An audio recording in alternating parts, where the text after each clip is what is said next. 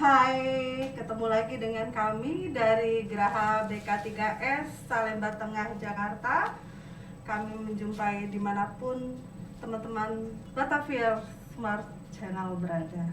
Baik, saya buka dulu maskernya. Tamu kita pada hari ini seseorang yang istimewa. Saya mau panggil ibu, tapi kayaknya biar asik ngobrolnya panggil mbak aja ya. Boleh. Ibu Mega adalah saat ini beliau berprofesi sebagai dosen program Pascasarjana Universitas Mustopo Beragama.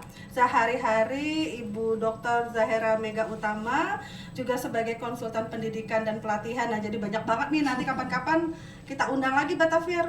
Beliaunya mungkin bisa sharing-sharing bersama kita ya Bu Mega ya. Schedule, Mbak. Nah, dischedule-kan yang penting. Oke, kemudian di samping itu juga Mbak Mega yang cantik ini dan masih muda. Beliau adalah aktivis pemerhati pendidikan anak. Kemudian satu nih yang biasanya jarang-jarang ini didapat oleh wanita muda yang usianya juga di usia yang segini mungkin kemudian ya tapi sudah kecemplung di di staf ahli Badan Anggaran DPR RI. Nah, itu nanti kapan ada momen-momen khusus mungkin kita akan gali tentang potensi-potensi yang begitu ya Bu Mega. Oke, Kita siap. sharing kepada teman-teman wanita muda yang ada di luar sana. Baik, Batavia Smart Channel dari kanal YouTube kami, Informasi, Komunikasi dan Edukasi Geraha BK3S Salemba Tengah. Kita langsung bincang-bincang dengan Ibu Mega, dengan Ibu Dr. Zahera Mega Utama, yang topiknya kali ini beliau akan berbagi sharing kepada kita semua para Batavia dimanapun kalian berada dan mendengarkan, yang ingin tahu tentang poin-poin bagaimana sih kita bisa melakukan pengawasan pola belajar anak di medsos atau mungkin secara daring ya Bu Mega, karena situasi pandemi saat ini yang tengah melanda dunia dan negeri kita tercinta Indonesia. Baik, langsung aja Bu Mega, langsung bagi-bagi dong cerita-cerita yang kira-kira yang pas, tip and triknya atau apa nih poin-poinnya yang akan diangkat untuk dibagikan kepada Batavia Smart Channel kali ini. Silakan Mbak Mega. Thank you Mbak Maria. Yeah. Selamat pagi para pendengar Batavia Smart Channel. Saya Dr. Zahera Mega akan mengajak Anda berbincang-bincang kurang lebih 20 menit ke depan, mengajak Anda untuk mengedukasi kita semua bagaimana kita menyikapi kondisi pandemik COVID-19 di tengah masyarakat kita, yang tentu saja salah satu yang menyebabkan kita agak kewalahan adalah bagaimana pengawasan pendidikan online, khususnya anak-anak yang SD, SMP, dan SMA. Karena kalau setahu kita kalau udah kuliah mereka sudah mandiri, independen, dan udah bisa mengatur sendiri waktu, porsi, dan kebutuhan. Iya, dari sebelum pandemi udah mandiri ya Bu udah Mega ya. mandiri. Tapi untuk anak-anak adik-adik kita yang masih di TK, mungkin usia PAUD, kemudian SD, SMP yang mungkin butuh. Iya, secara psikologis kan mereka kan usia bermain, usia bersosialisasi kepada rekan-rekan seumuran. Kadang-kadang pandemik yang cukup panjang 2 tahun ini kadang-kadang membuat mereka bosan. Secara psikologis mereka butuh kembali ke dunia mereka sebelumnya. Tetapi karena situasi yang cukup berbahaya, pemerintah menimbulkan kebijakan bahwasanya pembelajaran melalui daring. Nah, di sini kita orang tua menyikapi bagaimana daring itu tidak disalahgunakan oleh anak-anak kita, apalagi anak kita yang masih di bawah umur. Iya. Breaking news nih ya topiknya ya, ditunggu-tunggu. Makanya nanti jangan lupa subscribe, comment, share, and like ya Bu Mega. Oke, lanjut Bu. Pendengar Batavia Smart Channel, kita harus cerdas sebagai ibu, sebagai teman, ataupun sebagai keluarga dari pendamping anak-anak yang sedang belajar online. Kalaupun belajar online itu kadang-kadang menyebabkan anak kita kurang disiplin. Kebiasaan mereka sekolah jam 7, setengah 7, jam 6 atau setengah 6 udah bangun, udah mandi, sarapan pagi, kemudian berpakaian rapi, diantar ke sekolah jam 7 harus sampai di kelas. Perubahan kebiasaan saat online tidak seperti itu kan? Nah, itu semua tuntutan dari kondisi. Kadang-kadang pembelajaran disesuaikan. Kita mulai jam 9 ya. Oke. Tetapi gimana kesiapan anak kita? Dari jam-jam setengah 6 tadi atau setengah 5 dia udah bangun, persiapan sekolah, tiba-tiba jam 9 dimulai dengan kondisi belajar di rumah. Oke, kadang-kadang anak wajib dihadapkan di media komunikasi laptop, iPhone atau HP ya Android untuk mengikuti pembelajaran di sekolah. Nah ini jelas sangat membutuhkan penyesuaian yang benar-benar harus kita awasi. Benar nggak sih anak kita belajar? Iya. Kadang-kadang yang lucu ya, kan anak-anak diwajibkan pakai baju sekolah Iya, betul. saat online itu. Iya. Kadang saya ketawa, pakaian di atas seragam sekolah, celananya jalan cuci tidur. Iya, betul. Belum sempat mandi, tapi wajib hadir di layar Iya, iya. online itu. Ini salah satu mungkin harus kita perhatikan, berarti kedisiplinan mulai menurun dengan pembelajaran ini. Kemudian ada juga efek sosial. Kita mungkin sebagai makhluk Tuhan, manusia membutuhkan teman, bergaul, bercanda, ngobrol. Dimana anak-anak kita yang umur 15 tahun ke bawah memang dunia bermain. Salah satu semangat mereka bersekolah termotivasi karena bertemu teman-teman, Iya, betul. bercanda. Itu sebenarnya efek dari bikin mereka jadi semangat sekolah, belajar. Nah kalau sekarang udah beralih ke rumah, belajar sendiri, ditemani ibunya, kakaknya, mungkin adiknya suka mengganggu malahan kan, yang TK masih kecil, lihat kakaknya belajar depan laptop, pikiran kakak ngapain. Nah itu benar-benar sangat menjadi tugas dan tambahan tugas bagi kita ibu-ibu rumah tangga. Iya. Yang lebih berat lagi kalau ibunya bekerja. Iya, betul. Kalau ibunya mungkin bisa standby di rumah sebelum dia berangkat kerja, ya syukur. Tetapi kalau ibu-ibunya sudah jam 7 udah berangkat ke jalan, kantor, sementara anak-anaknya ditinggal di rumah Iya. untuk dalam pembelajaran, sementara selama ini kan di sekolah. Iya, betul. Bagaimana pengawasannya terhadap anak-anak yang di bawah umur 17 tahun ke bawah? Kita serahkan dia sebuah HP, sebuah laptop dengan internet yang cukup bagus, kuota yang cukup. Tapi setelah belajar 2 jam 3 jam bosan kan dia belajar tentang materi-materi sekolah dengan sendiri lagi tanpa ada rekan-rekan kerja, tempat-tempat permainan. Setelah itu cari hiburan dia di internet, Mbak. Iya, betul. Selesai belajar Game. dibuka link-link yang mungkin ya kita nggak tahu karena ibunya di luar kontrol. Link yang menarik, ya anak-anak kan rasa ingin tahunya benar-benar besar. Pertama cari YouTube tentang ya mungkin yang mau edukasi sih syukur, yang bermanfaat apalah gitu, yang menunjang pekerjaan, menunjang sekolah, materi-materi apa yang ilmiah atau mengedukasi. Ya kalau dia tiba-tiba nyasar ke materi atau link yang di luar batas untuk umur mereka, yang seharusnya belum boleh mereka buka gitu ya Mbak Mega. ya Oke. itu mungkin salah satu yang harus kita perhatikan dan masukan kepada pemerintah, Iya. bahwasanya pembatasan link-link yang belum boleh dilihat atau disaksikan oleh anak-anak di bawah umur itu jelas harus jadi perhatian khusus. Karena maunya kita tadi belajar online 2 jam 3 jam, ternyata 5 jamnya dia asik ke Di depan dunia iya. materi di Iya. link-link yang nggak jelas atau yang mungkin mengedukasi dia di jalan yang nggak Iya, bagus. betul. Itu ya salah satu harus kita perhatikan di dunia belajar daring ya, Mbak. Oke. Lalu kemudian tadi seperti Bu Mega sampaikan, nah lalu gimana nih tip and triknya ketika mungkin orang tua ya, kita poinnya kepada pengawasan anak-anak ketika mereka belajar daring lewat online, tapi di satu sisi ketika ada waktu setelah 2 atau 3 jam proses pembelajaran biasanya memang guru kasih break ya. Saya tuh pengalaman anak saya yang kecil tuh begitu.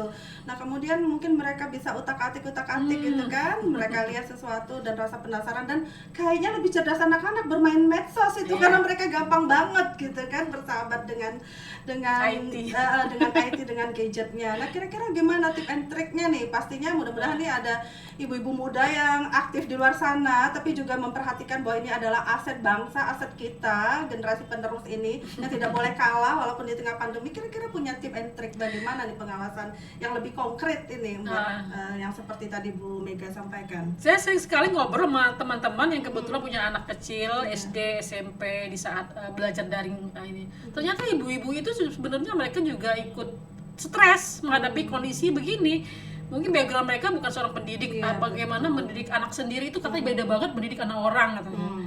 Jadi kita harus punya kesabaran ekstra, punya ketegasan ekstra juga untuk menghadapi anak-anak kita. Ya mungkin kita harus bisa mengambil hati anak ya dengan cara kita sendiri, asal jangan melalui kekerasan, karena semakin keras kita mendidik anak akan semakin jauh. Iya, betul. Merangkul mereka dengan pengertian, dengan coaching kita sebagai ibu, bagaimana kita menarik mereka supaya mereka bisa mengerti kondisi ini. Dek, kalau belajar internet itu, pakai internet itu jangan lama-lama loh. Nah, mungkin kita kasih pengertian, kalau lama-lama kasih matamu. Masih muda, umur 7 tahun, masa kacamatamu nanti semakin lama semakin tebal. Kemudian apa nggak bosan, pusing. Nah, ketegasan aja, ibu kasih kamu apa istilahnya, anak kita laptop atau internet itu jam-jam tertentu saja. Jam belajar kita titipkan jam belajar. Dek, ini jadwal jam sekolah nih. Nih, kasih HP atau laptop atau komputer sebagai mediasi. Tapi ingat loh, ada istirahat ya, jam 12 makan siang, sholat zuhur, kamu bercanda sama adik yang dibiarin ya. Nah, itu harus kita adakan satu dialog Dialog. kayak semacam kita diskusi sama mereka ya. Kemudian kita bikin poin-poin bahwa ini nih syarat-syaratnya harus terpenuhi gitu ya. Gitu ya mungkin Iya, ya, Mbak. kalaupun ibu-ibu bekerja di kantor kan mungkin kan kedekatannya masalah waktu, dia tidak banyak waktu di rumah saat anak belajar. Ya bisa lah dititipkan dengan orang-orang terdekat di rumah. Nah, itu dia tuh. Saya juga langsung terlintas ketika tadi Mbak Mega bilang gitu kan. Mungkin kita sudah punya semacam diskusi sama anak. Oke, ada syarat-syarat tertentu. Iya. Tapi kan kemudian sebagian juga tanggung jawab itu mau tidak mau dalam tanda petik harus kita titipkan nih kepada yang mendampingi. Karena nggak mungkin juga kan sepanjang perjalanan keseharian atau sampai bulanan ini udah menjelang hampir hitungan tahun ternyata kedua ya. Ya ampun, tak terasa. Jadi gimana itu dengan kita harus adakah kontrak secara batin dengan sang pengasuh atau mungkin orang-orang terdekat yang bisa kita titipi untuk anak-anak yang kebetulan akan ditinggal oleh ibu-ibu yang jelas pasti teamwork yang harus baik antara kita sama suami sama orang yang ada di rumah siapapun itu. Ya jelas orang yang di rumah adalah orang kepercayaan yang memang kita percayakan untuk menitipkan buah hati kita. Nah, suami juga harus dilibatkan karena bagaimanapun juga suami harus punya diskusi, punya cara juga untuk mengambil hati anak supaya arahan kita didengarkan. Pada dasarnya kita fokus ke anak dulu, sama kita sama anak ada komitmen.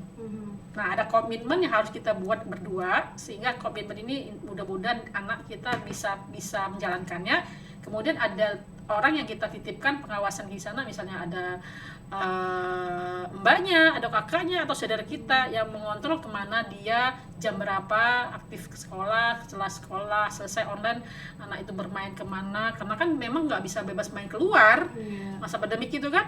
Sebenarnya kasihan juga pada anak-anak, secara psikologis mereka butuh sosialisasi, bertemu dengan teman-teman, tapi kadang-kadang situasi mungkin dia tidak dibatasi ruang temu itu. Bu, anak-anak setelah online ternyata bercandaan setelah kelas selesai. Bu gurunya sudah live, anak-anak tetap menurut saya sih itu no problem selagi apa yang dilihat, apa yang dibincangkan memang masih hal-hal yang masih kita anggap wajar ya. Betul luar biasa. Itu pasti banyak banget ini Batavier di luar sana pasti, wah ini gue banget nih yang bagian ini, nah ini anak gue banget gitu ya Mbak Mega. Memang itu dinamikanya pada saat ini. Kemudian juga mungkin satu lagi juga nih Bu Mega, kita pengen tahu nih kemudian masalah pergaulan di medsos nih. Walaupun mungkin kalau anak-anak yang SMP mereka sudah tahu nih memilah-milah mana teman, mana yang ini, tapi anak-anak yang kategori di bawah itu kan mungkin usianya untuk teman-teman di medsos kan sekarang kan ranah lewat WhatsApp gitu kan, kemudian mereka bisa bentuk WhatsApp grup sendiri gitu. Gimana nih pengawasan orang tua ini? Kan menarik banget nih kira-kira. Malam hari nih ibunya pulang kerja tiba-tiba ambil itu kita lihat sidak gitu. Tapi kayaknya memang perlu juga karena kadang-kadang saya suka iseng, saya pribadi suka iseng. Ayo dek sini dek coba deh lihat ini grup apa deh temannya gitu. Dia sendiri bingung grup apa. Sudah di-add temannya. Gimana Mbak Mega kira-kira? Emang tantangan ya ibu-ibu di zaman semakin canggihnya IT itu kita dituntut untuk semakin juga bisa mengikuti perkembangan zaman. Bahkan ada sesuatu istilah yang cukup saya pahami dan saya ingat terus adalah satu kata bahwasanya ajari anakmu sesuai dengan zamannya. Jadi kita mengajari anak jangan zaman kita dulu. Harus ngajarin anak bagaimana dengan sesuai dengan kondisi dia sekarang. Kalau kita memaksakan kehendak kita dengan sesuai dengan cara kita kemarin 10 tahun 20 tahun yang lalu, itu nggak akan sesuai dengan kondisi sekarang. Nah, kalau anak kita udah pintar bermain medsos, bergaul dengan teman-teman, kadang-kadang maaf ya, kalau itu pergaulannya teman sekolah, kita tahu identitas mereka. Teman tetangga kita tahu identitas mereka. Tapi medsos itu kan kita tidak bisa membatasi ruang gerak mereka. Dan waktu. Iya, mereka bisa add friend dengan teman mereka yang di luar sana, di UK, di USA ya.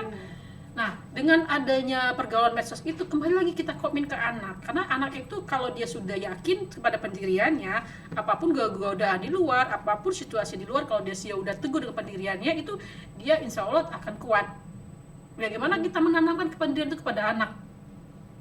Karena disitulah tantangan membangun karakter anak supaya dia bermental, supaya tidak gampang tergoda atau terayu dengan lingkungan luar yang mungkin akan membuat dia maaf ngomong jadi korban. Iya, betul.